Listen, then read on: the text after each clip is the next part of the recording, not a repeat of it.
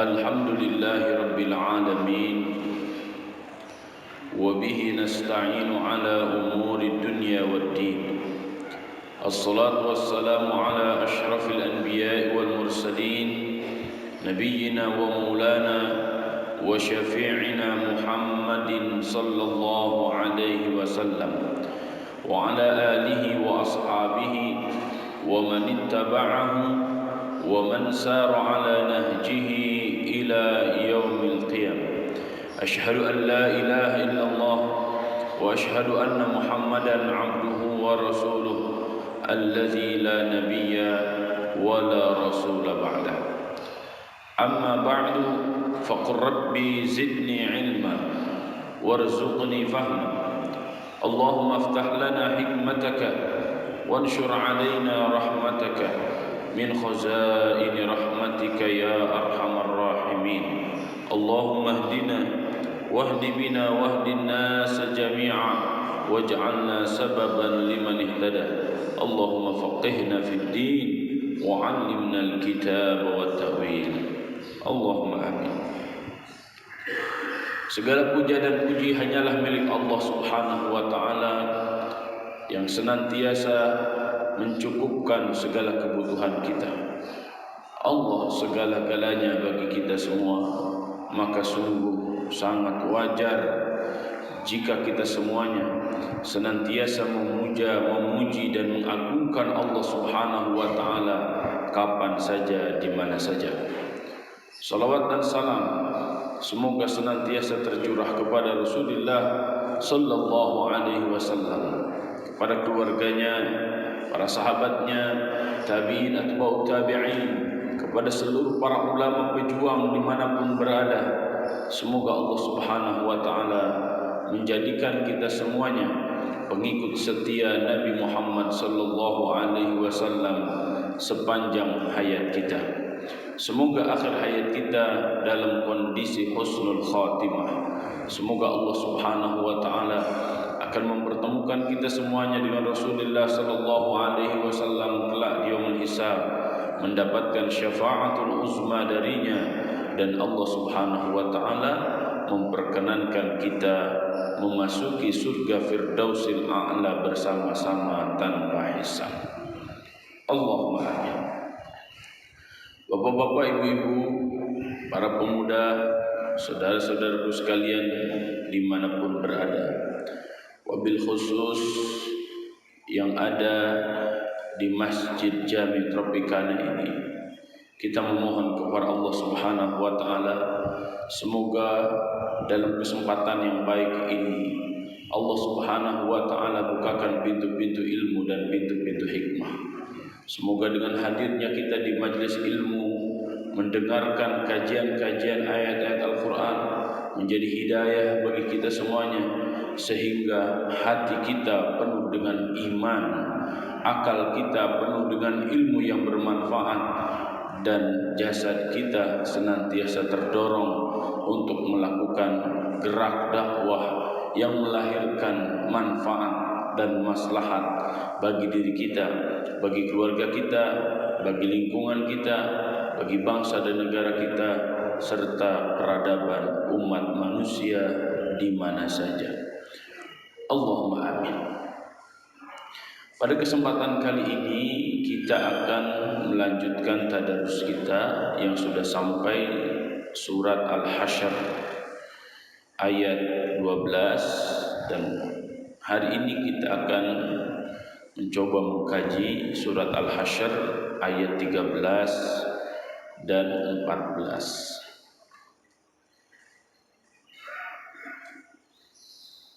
Untuk itu bapak-bapak, ibu-ibu, saudara-saudaraku sekalian, silakan dibuka surat Al-Hasyr ayat 13. Saya akan bacakan sekali dan silakan nanti dibaca bersama-sama. Kita akan mulai dari surat Al-Fatihah sebagai pembuka.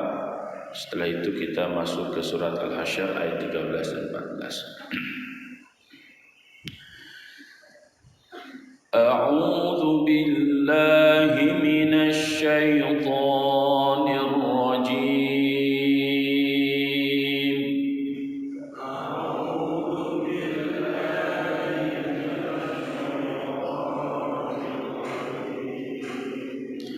بسم الله الرحمن الرحيم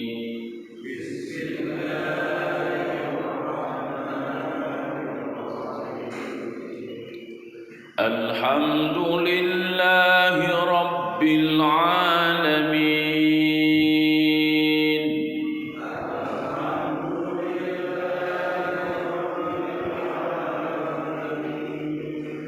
الرحمن الرحيم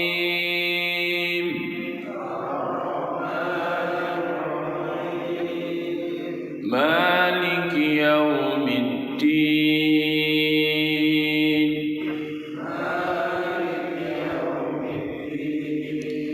إياك نعبد وإياك نستعين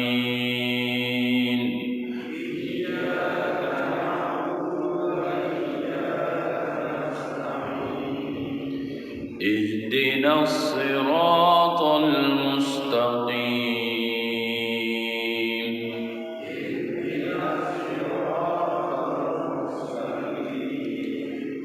صراط الذين أنعمت عليهم غير المغضوب عليهم ولا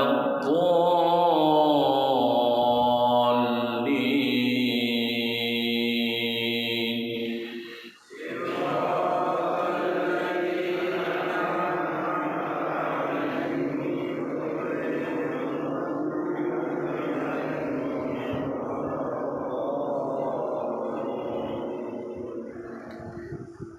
آمين بسم الله الرحمن الرحيم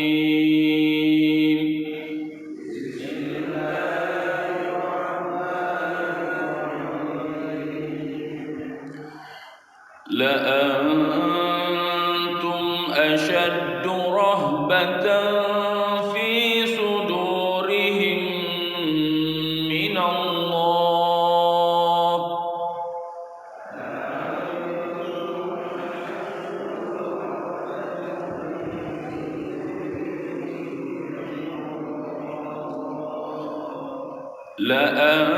لأنتم أشد رهبة في صدورهم من الله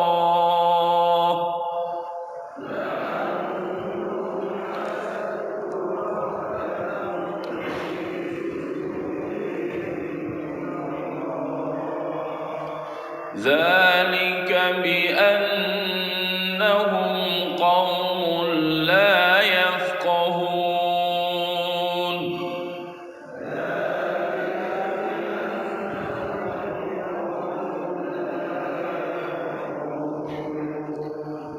لا يقاتلونكم جميعا إلا في قرى محصنة أو من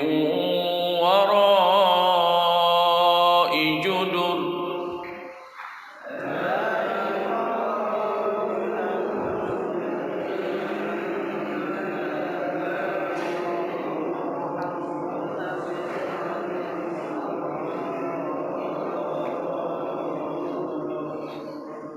لا يقاتلونكم جميعا إلا في قرى محصنة أو من وراء جدر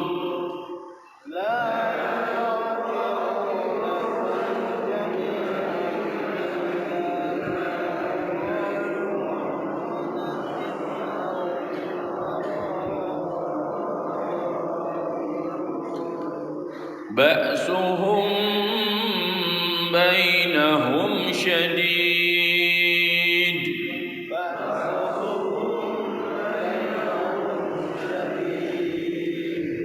تحسبهم جميعا وقلوبهم شتى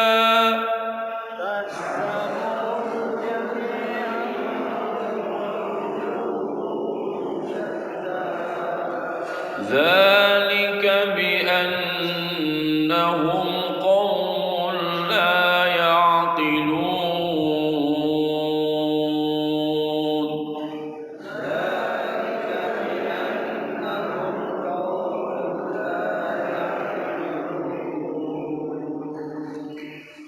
Sadaqallahul azim.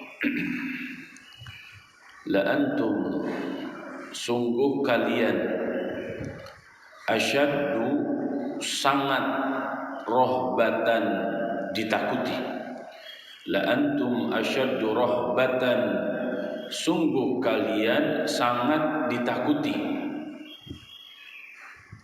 Fi sudurihim, di dalam dada-dada mereka, minallah, dari Allah, daripada Allah.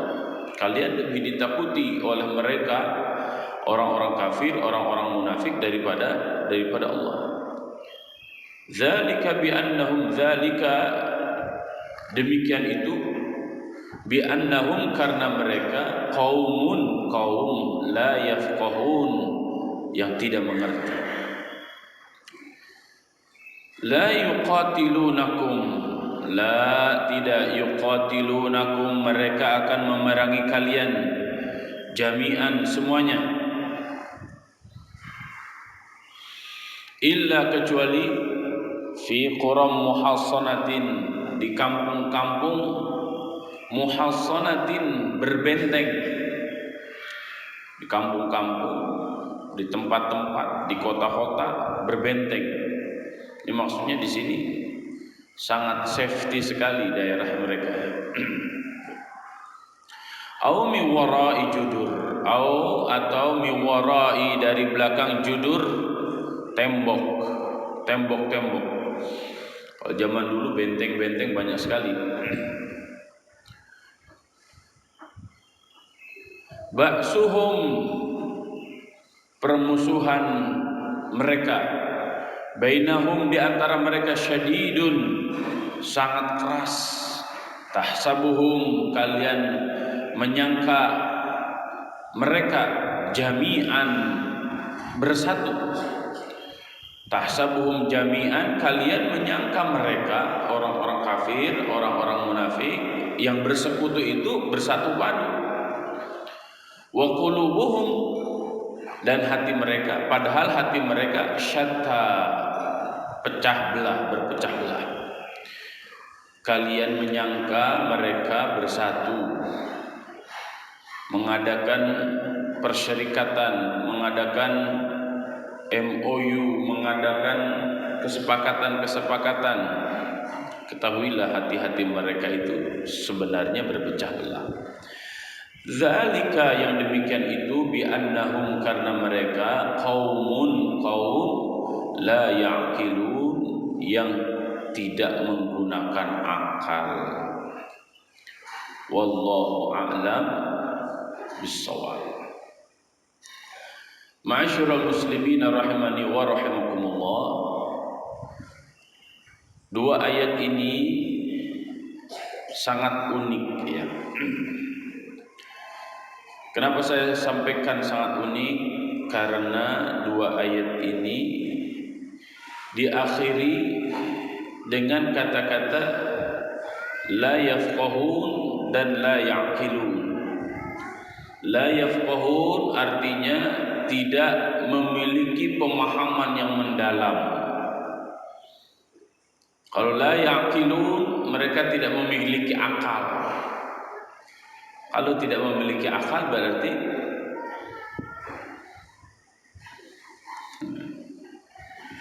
bahasanya keras tapi halus, luar biasa Al-Quran. Baik, sebelumnya saya ingin menyambungkan terlebih dahulu dengan pembahasan yang kemarin.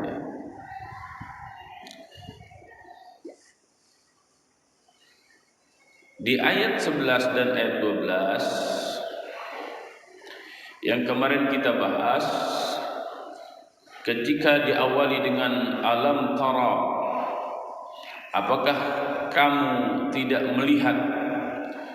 Melihat di sini bukan dengan melihat mata zahir, akan tetapi di sini melihatnya sebagaimana disebutkan oleh para ulama, melihatnya dengan mata batin. Gunakan mata batinmu untuk melihat situasi dan kondisi, karena belum tentu situasi dan kondisi yang ada menunjukkan hakikat sebenarnya. Maka orang-orang Islam, kita orang-orang Islam, yang harus kita onkan sejak sekarang adalah mata batin kita. Bagaimana mengonkan mata batin itu? Mengonkan mata batin itu dengan keimanan kepada Allah Subhanahu wa taala. Keimanan itulah yang akan melahirkan firasatul mukmin, firasat orang-orang yang beriman yang sangat tajam. Para spesialis, para ahli, para pakar, mereka akan bertumbuh dengan instingnya. Tapi orang-orang beriman bukan hanya sekedar insting, akan tetapi mereka orang-orang yang akan memiliki firasat yang dibimbing dengan wahyu. Ittaqu firasatal mu'min fa innaha sidqun. Berhati-hatilah dengan firasat orang-orang yang beriman, karena firasat orang-orang beriman berlandaskan keimanan kepada Allah Subhanahu wa taala, dan itu adalah sebuah hal yang benar. Maka di sini kita masuk pada alam yang tidak akan pernah bisa dimasuki oleh umat-umat yang lain.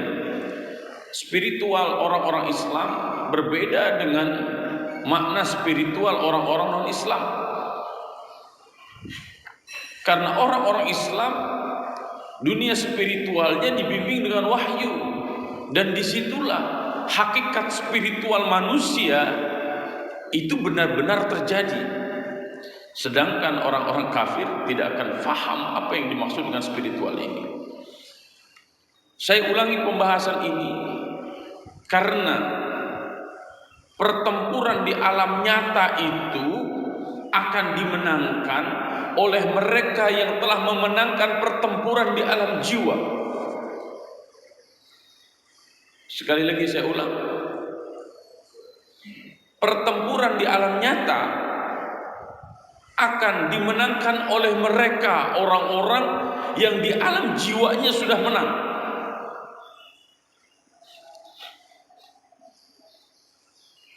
Saya ulang sekali lagi, pertempuran di alam nyata akan dimenangkan oleh mereka orang-orang yang telah mampu memenangkan pertempuran di alam jiwa. Orang-orang beriman secara teori mereka adalah orang-orang yang telah memenangkan pertempuran di alam jiwanya. Roja'na min jihadil asghar ila jihadil akbar. Walaupun para ulama mempertentangkan posisi hadisnya, tapi secara substansi hadis ini memberikan teori yang sangat penting bagi kita semuanya. Siapapun jiwanya, siapapun orangnya yang telah memenangkan jiwanya, yaitu mereka orang-orang yang telah mengatakan qul inna salati wa nusuki wa mahyaya wa mamati lillahi rabbil alamin. Salatnya, seluruh ibadahnya, hidup dan matinya hanya untuk Allah, maka mereka adalah orang-orang yang akan memenangkan pertarungan di medan apapun. Mereka telah menang di alam jiwa, maka mereka akan menang di alam fikir, dan mereka akan memenangkan pertarungan di alam nyata, insya Allah. Maka hai orang-orang beriman, penuhi jiwa-jiwa kita dengan prinsip ini. Inna salati wa nusuki wa mahyaya wa mamati lillahi rabbil alamin. Karena ini akan mendorong semua apa yang kita lakukan dengan inni wajjahtu wajhiya lilladzi fatara samawati wal ardh. Semua kita akan hadapkan hanya untuk Allah Subhanahu wa taala. Beda dengan orang-orang yang hatinya kerdil, pikirannya tidak mampu masuk ke wilayah-wilayah itu. Akan tumbuh di hati dan pikirannya kepentingan-kepentingan duniawi. Kepentingan mendapatkan ridho Allah akan menjadikan kekuatan kita menjadi tertuju pada satu titik, yaitu mardhatillah. Akan tetapi kepentingan-kepentingan selain kepentingan Allah, maka itulah yang akan menjadikan terpecah belah. Pangkat, jabatan, harta, wanita, dan segala macam. Itulah yang akan menjadikan terpecah belah. Sehingga orang-orang Islam ketika memiliki kekuatan batin seperti ini, tidak ada kepentingan apapun dalam perjuangan mereka kecuali hanya ridho dari Allah Subhanahu wa taala. Sedangkan orang-orang yang tidak memahami substansi dalam perjuangan, maka mereka akan maka dalam diri mereka akan tumbuh berbagai macam kepentingan. Inilah yang menjadi potensi berpecah belahnya diri-diri, jiwa-jiwa orang-orang selain orang Islam. Faham peta pertarungannya sampai di sini? Oke, kita lanjut. Pada kesempatan kali ini saya banyak mereferensi ke tafsir Imam Ibnu Katsir dan Imam Tantawi, terutama tafsir Al-Wasit li Tantawi. Beliau mengatakan kurang lebih seperti ini. Ba'da an basyarallahu ta'ala al-mu'minin bihazimati a'daihim amamahu. Setelah Allah Subhanahu wa taala memberikan kabar gembira kepada orang-orang beriman bahwa musuh-musuh orang beriman itu akan hancur, ya. Coba perhatikan di ayat 12-nya, tsumma la yunsarun. Kemudian mereka orang-orang kafir, orang-orang munafik, sehebat apapun fakta integritas yang mereka telah tanda tangani itu, tsumma la yunsarun, mereka tidak akan pernah ditolong, mereka tidak akan pernah menang.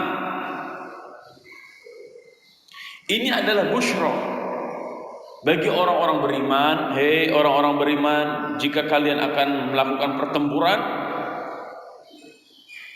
jangan pernah takut melihat musuh yang bersekutu dengan sekutu yang banyak. Ya. Tsumma la yunsarun, karena mereka tidak akan pernah ditolong. Ini busyra dari Allah. Ini kabar gembira dari Allah Subhanahu wa taala bagi kita orang-orang beriman. Atba' dzalika bi bisyaratin ukhra. Allah Subhanahu wa taala menyambungkan kabar berita yang lain. Kabar gembira yang lain Allah Subhanahu wa taala sambungkan. Wa hiya anna haula'il munafiqin wa ikhwanihim fil kufri yakhshawna al-mu'minin khasyatan syadidatan. Orang-orang kafir, orang-orang munafik, kata Allah Subhanahu wa taala ini sebagai busyra, sebenarnya ketika berhadapan dengan orang-orang beriman, mereka sangat takut sebenarnya. Bagaimana tidak takut? Orang-orang beriman ketika mereka akan berjuang di jalan Allah Subhanahu wa taala, akan berjihad, yang mereka harapkan apa? Satu di antara dua. Ish kariman, hidup menjadi mulia, tidak di bawah penjajahan bangsa-bangsa. Au mut syahidan, jikapun mereka mati, maka kematiannya adalah syahid. Maka orang-orang beriman ketika mereka berperang, yang dicari oleh mereka itu hanya dua itu, salah satu di antara dua itu. Disinilah kehebatannya orang-orang beriman itu, ketika tempur yang mereka cari mati. Tapi orang-orang kafir yang mereka cari adalah, jadi secara mentalitas itu sudah beda level.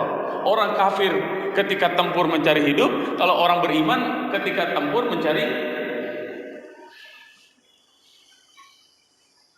Mudah-mudahan Pak Dudung mendengarkan apa yang saya sampaikan. Inilah yang menjadi kehebatan ajaran Islam. Kenapa? Sebenarnya dalam ajaran Islam tidak ada yang disebut pemilahan militer dan sipil. Dalam struktur sosial Islam semuanya adalah sipil dan semuanya adalah militer. Sehingga masyarakat Islam sampai kapanpun tidak akan pernah kekurangan pasukan. Jadi sebenarnya wajib militer itu ajaran Islam.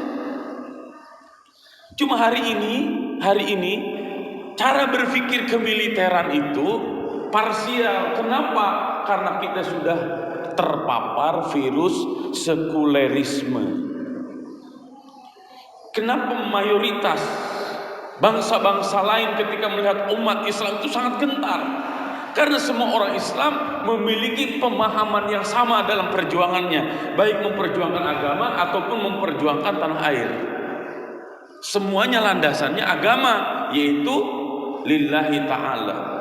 Inilah sebenarnya yang wajib terus diajarkan kepada semua anak bangsa kita untuk membina mentalitas mereka, wabil khusus bagian bintal di TNI. Karena jika mentalnya keropos, ya, pertempuran mudah akan kalah. Tapi seberat apapun pertempuran yang dihadapi, ya, ketika mentalitasnya dikokohkan dengan keimanan, maka mereka akan memiliki mentalitas yang melebihi kekuatan tank baja. Kekuatan mentalitas inilah kekuatan yang harus terus dikokohkan. Dan semua kaum muslimin, wabil khusus bapak-bapak, terhadap generasi-generasi muda, kokohkan mentalitas ini agar mereka menjadi generasi-generasi yang bermental melebihi mentalitas baja. Orang-orang kafir ketika melihat kondisi kaum muslimin, struktur sosialnya dibangun dengan mentalitas baja tersebut, yakhshawnal mu'minin khasyatan syadidatan, mereka akan sangat ketakutan dengan orang-orang beriman. Faqala subhanahu, maka Allah subhanahu wa ta'ala menegaskan, la antum asyaddu rahbatan fi sudurihim minallah, sungguh kalian lebih ditakuti oleh orang-orang kafir dan orang-orang munafik daripada Allah subhanahu wa ta'ala. Kenapa begitu? Ke orang-orang kafir, orang-orang munafik itu lebih takut kepada manusia, kepada orang-orang beriman daripada kepada Allah. Namanya juga orang kafir, Pak, nggak percaya Tuhan. Ya, maka mereka melihatnya hanya sebatas materi.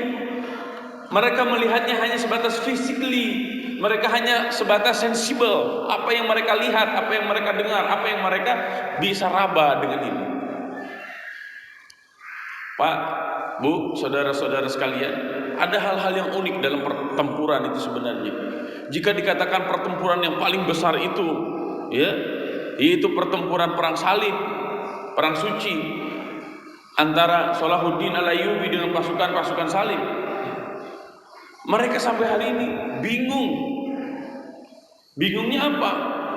Secara material baja, kan dengan pedang mereka. Material bajanya mereka lebih dahsyat daripada kaum muslimin. Tapi mereka menemukan unsur yang sangat luar biasa yang sampai hari ini teknologinya tidak bisa dimengerti oleh mereka. Apa itu? Mereka kaum muslimin sudah mampu memasukkan nanotub kepada material baja itu. Nanotub itulah yang sampai hari ini orang bingung, kenapa umat Islam sampai bisa memasukkan nanotub itu sehingga material bajanya di bawah standar orang-orang kafir, tapi kualitas senjata yang dihasilkan oleh orang-orang beriman itu melebihi kekuatan mereka, sehingga ketika pedang itu beradu sudah langsung patah pedang-pedang mereka. Itu yang pertama. Kemudian yang kedua, setiap pertempuran terjadi mereka tidak paham kenapa ya orang Islam itu sebelum mencabut pedangnya, leher-leher orang kafir itu selalu putus, Pak. Dan itu telah terjadi sejak perang Badar. Itu telah terjadi sejak perang Uhud. Itu telah terjadi hampir di semua pertempuran yang sifatnya fisikly. Itulah yang mereka lihat di pertempuran-pertempuran Afgan. Itulah yang mereka lihat di hampir seluruh pertempuran dimanapun ketika kaum muslimin dengan orang-orang kafir terjadi pertempuran di situ. Maka bapak-bapak, ibu-ibu bisa lihat korban-korban pertempuran yang paling mengerikan itu adalah korban trauma pertempuran itu sendiri. Jadi pasukan-pasukan yang ikut pertempuran, mereka ingin bertempur dengan umat Islam, yang paling mengerikan itu adalah orang-orang kafir, banyak sekali yang trauma. Jadi ketika melihat atau mendengar cing gitu, rasanya tuh ingin membunuh mereka. Itulah yang dialami oleh Amerika selama pertempurannya dengan Afghanistan, karena banyak warga mereka yang trauma dan gila. Orang Islam, adakah yang trauma seperti itu? Kembali kepada sikap mentalitas mereka yang hanya menyerahkan dirinya sepenuhnya 100% hanya kepada Allah Subhanahu wa ta'ala. Bangsa ini ketika melawan penjajah hanya memiliki bambu runcing. Tapi kenapa bangsa Indonesia mampu memerdekakan dirinya dari orang-orang kafir? Bukan hanya sebatas kekuatan kehebatan bambu runcingnya, tapi kekuatan yang ada di balik bambu runcing itu, yaitu kekuatan iman kepada Allah Subhanahu wa taala. Ya. Bisa dipahami sampai di sini? Oke. Warrahab. Apa yang dimaksud dengan ar-rahab? Tadi untuk memperdalam rasa takut, ya, saya tadi sudah tunjukkan surat An-Nisa ayat 77, ya. Silakan nanti dibuka surat An-Nisa ayat 77, ya. Falamma kutiba 'alaihimul qital idza fariqum minhum yakhshawna an-nasa ka khashyatillah aw ashadda khashyah wa qalu rabbana lima katabta 'alaina al-qital al-ayat. Silakan nanti dilanjutkan. Nah, saya ingin fokus ke kata-kata ar-rahab. La antum ashaddu rahbatan. Kata-kata ar-rahab ini apa? Syekh At-Tantawi mengatakan ar-rahab masdar rahab bimakna khafa. Yuqal rahiba fulanun fulanan idza khafahu khaufan shadidan min dakhili nafsihi. Ar-rahab itu adalah ketakutan yang sangat mendalam pada diri seseorang. Jadi sebelum perang mentalitasnya sudah ngeper duluan. Atau orang-orang barat mengatakan kumeok memeh dipacok, pehul peot hulu, ipis buri kentel kujit.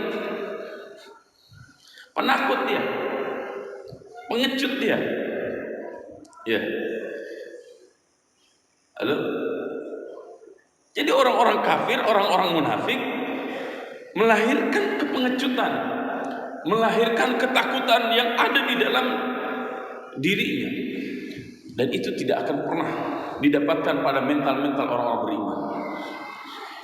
Jika kita perhatikan di surat Al-Anfal, a'udzubillahi minasyaitonirrajim, bismillahirrahmanirrahim. Wa'iddu lahum mastata'tum min quwwatin wa min ribatil khail turhibuna bihi aduwallahi wa aduwakum. Wa'iddu lahum, persiapkanlah oleh kalian semuanya, mastata'tum, sebisa-bisa kalian, min quwwatin, dari kekuatan. Kekuatan apa saja?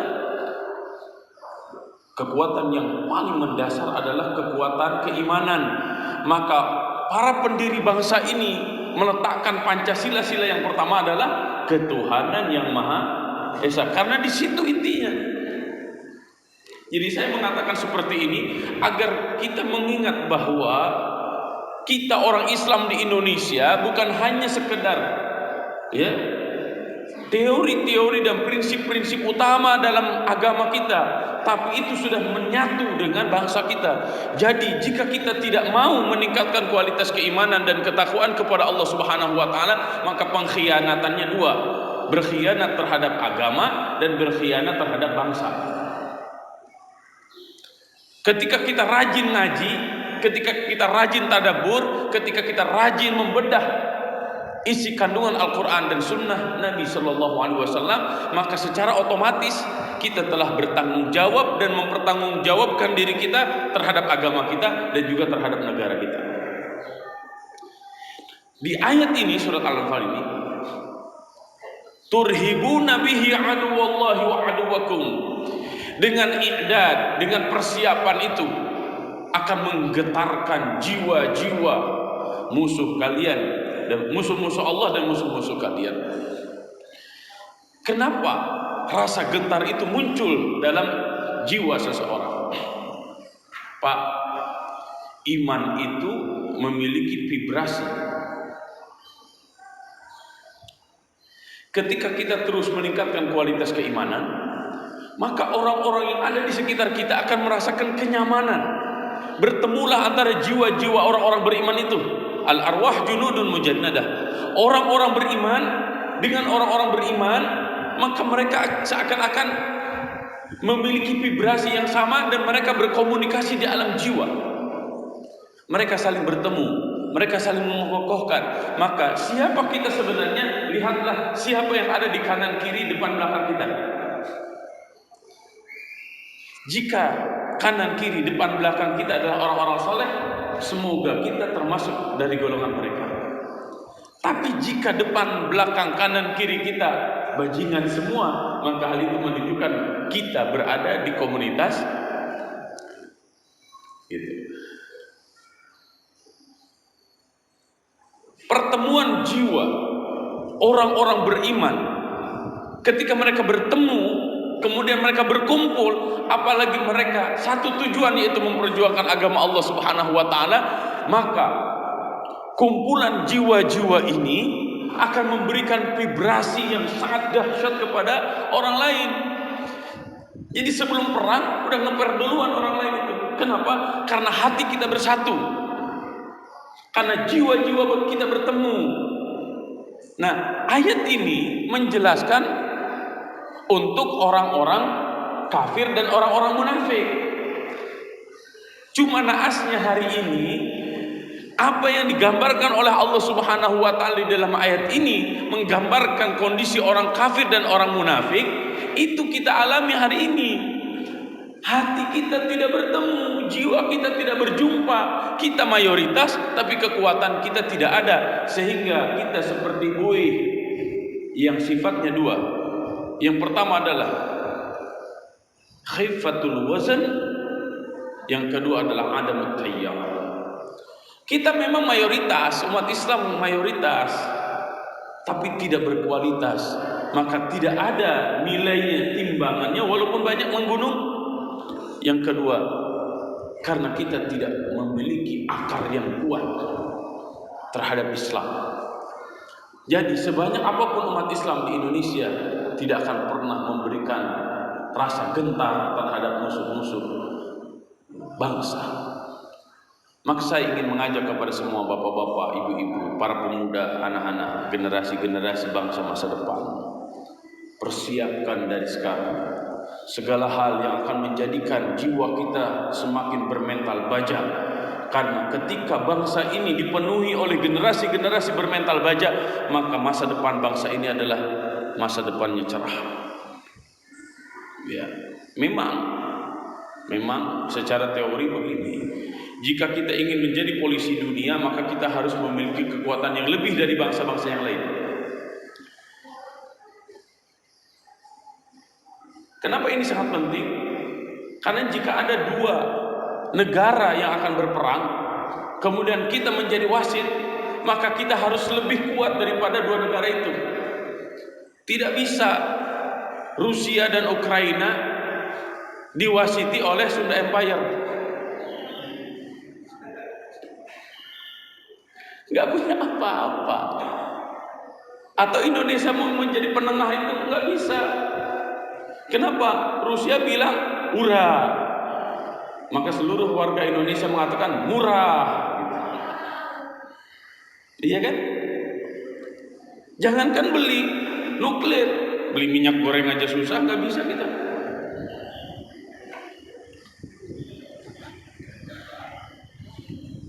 Halo? Maka yang harus dilakukan adalah latih semua bangsa ini dengan latihan militer. Cuma tadi pemerintahnya harus terbuka, mengajarkan jihad itu apa, bela negara itu apa, agar kekuatan-kekuatan itu menjadi investasi, bukan menjadi rivalitas. Kalau sekarang itu ada orang Islam yang ingin mengkaji Islam sedalam-dalamnya, dianggapnya rivalitas. Itu kesalahannya sebenarnya. Maka cara berpikirnya dirubah dikit aja. Itu bukan rivalitas, tapi itu investasi. Ya. Jadi kayak EPI, terus yang begitu-begitu tuh investasi. Jadi kalau ada perusuh-perusuh, utus dia. Tenang, TNI nggak usah turun dulu gitu. Kenapa? Secara sosial, Pak. Para dai sangat bagus untuk disebarkan ke daerah-daerah konflik. Para dai. Jadi sebelum diselesaikan dengan senjata, selesaikan dulu dengan sosial. Ya.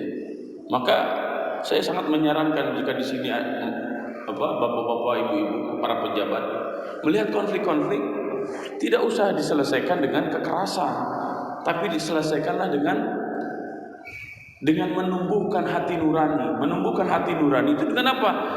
Kirim, utus para penyampai risalah. Siapa mereka? Para ustaz, para kiai, para ulama. Insya Allah yang tadinya akan berperang menjadi selesai. Karena yang ditaklukkan bukan raganya, akan tetapi yang ditaklukkan adalah jiwa-jiwanya. Halo, bisa dipahami ini? Pembahasan kali ini saya mau bahas lain dari yang lain. Kemudian, la antum ayyuhal mu'minun asyaddu khawfan fi nufusi haula'il munafiqin wal yahud min rabbihim alladhi khalaqahum wa awjadahum. La antum ayyuhal mu'minun, kalian wahai orang-orang beriman sangat ditakuti oleh orang-orang munafik dan orang-orang kafir. Ya, min rabbihim, dari Tuhan mereka, dari Tuhan orang-orang beriman, dari Allah, daripada Allah. Mereka lebih takut orang-orang beriman. Kenapa orang-orang beriman itu terlihat? Ya. Dan saya menyimpulkan secara pribadi. Ini secara kesimpulan pribadi saja. Rusia dan Ukraina perang baru 5 hari. Sudah porak-poranda dan seluruh dunia heboh luar biasa. Palestina dihabisin sudah 70 tahun, nggak habis-habis. Saya juga menyimpulkan di situ. Iya betul. Surat Al-Isra ayat pertama. Subhanalladzi asra bi'abdihi lailan minal masjidil haram ilal masjidil aqsa alladzi barakna haulahu linuriyahu min ayatina innahu huwas samiul basir. Alladzi barakna haulahu, yang telah kami berkahi sekelilingnya. Sekeliling mana? Sekeliling Masjidil Aqsa, baik secara tanahnya ataupun siapa yang terus memperhatikan isu tentang Palestina, maka mereka akan mendapatkan keberkahannya. Pak, 70 tahun dihabisin, dibunuh, dipenjara, disiksa. Apakah orang Palestina habis? Saya ingin katakan kepada seluruh orang-orang kafir dari negeri manapun, dimanapun Anda berada, jika Anda ingin menghancurkan Islam, jangan hancurkan secara fisik dengan perang, karena Anda pasti akan kalah. Jika Anda ingin menghancurkan umat Islam, maka tegakkan politik belah bambu, adu domba umat Islam, maka umat Islam akan hancur dengan sendirinya. Umat Islam, kita tidak akan pernah hancur karena peperangan, tapi kita akan hancur karena saling cakar-cakaran. Silahkan perhatikan dalam surat Al-Anfal ayat 46. A'udzu billahi minasyaitonir rajim. Bismillahirrahmanirrahim. Wa athi'u Allah wa rasulahu wa la tanaza'u fatabshalu wa tadhhaba rihukum wasbiru innallaha ma'as sabirin. Taatilah Allah dan Rasulnya, janganlah kamu berbantah-bantahan yang akan menyebabkan kamu menjadi gentar dan kekuatanmu hilang. Bersabarlah, sesungguhnya Allah bersama orang-orang yang sabar. Taat kepada Allah dan Rasulnya akan menjadi perekat jiwa, menghasilkan kekuatan, menghasilkan persaudaraan. Tapi tidak taat kepada Allah dan kepada Rasulnya akan melahirkan perpecahan. Pak, Bu, pernah lihat orang marah? Atau bapak-bapak, ibu-ibu pernah marah? Kenapa orang marah suka teriak-teriak? Bapak sama ibu berdampingan, hadap-hadapan. Kalau lagi marah, suaranya langsung jadi tinggi. Kenapa? Kata para ulama, karena jiwanya sudah mulai renggang, sehingga secara refleks suara kita harus meninggi. Agar apa? Agar terdengar oleh jiwa yang jauh itu. Karena sifat jiwa itu, Pak, sifat jiwa itu dia akan mendekat Gravitasi jiwa itu dengan iman. Kalau imannya kuat, maka dia gravitasinya kuat mendekat, walaupun secara jasad jauh. Ya. Apalagi secara jasadnya dekat. Jadi orang beriman itu tidak usah banyak ngomong. Kenapa? Karena ketika imannya sudah menjadi perekatnya, daya gravitasinya kuat, maka mereka akan mengatakan begini, ku tahu yang kau mau. Jadi dunia iman itu Pak melebihi dunia kuanta. Jadi tidak usah pakai telepon, cukup pakai telepati. Kalau ada bahasa melebihi dari bahasa telepati, itu saya akan pilih. Ya. Itu min ajaibil qulub, dari keajaiban-keajaiban jiwa yang dipenuhi dengan keimanan kepada Allah Subhanahu wa taala. Sudahnya ini. Dzalika bi annahum qawmun la yafqahun. Hal itu karena mereka orang-orang yang tidak memiliki kefahaman. Di antara hikmah disebutkan kata-kata la yafqahun karena makna al-fiqhu itu adalah al-fahmu ad-daqiq, pemahaman yang sangat mendalam. La yafqahun maka disebut dengan fikih. Ahli fikih itu maksudnya adalah orang-orang yang begitu mendalam memahami sebuah ayat, sebuah hadis Nabi sallallahu alaihi wasallam, sehingga mereka bisa menemukan ribuan hikmah dan ribuan hukum walaupun satu kata, walaupun satu ayat, karena mereka memiliki pemahaman yang mendalam. Orang-orang kafir pemahamannya tidak mendalam. Kenapa? Karena mereka terbatas hanya dengan apa yang mereka lihat, apa yang mereka dengar, apa yang masuk dalam akal logika mereka. Sedangkan teori iman melebihi teori sensibel, teori rasional logika. Ya, makanya di dalam pertempuran umat Islam banyak sekali, jumlah sedikit mengalahkan yang banyak. Kam min fi'atin qalilatin ghalabat fi'atan katsiratan biiznillah. Karena hitungannya sudah bukan lagi hitungan matematika, tapi hitungannya sudah masuk ke dunia kuantum. Ya. Bahkan bukan dunia atom lagi, dunia nano, dunia super nano. Ya. Dunianya sudah bukan dunia biasa lagi. Itulah kekuatan iman. Kemudian, la yuqatilunakum jami'an illa fi qura muhassanatin aw min wara'i judur. Saya percepat.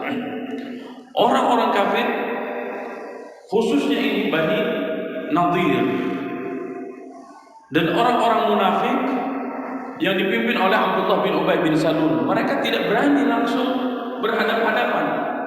Ada pendapat Imam Ibnu Katsir rahimahullahu taala sangat menarik ya. Saya ingin bacakan kurang lebih seperti ini.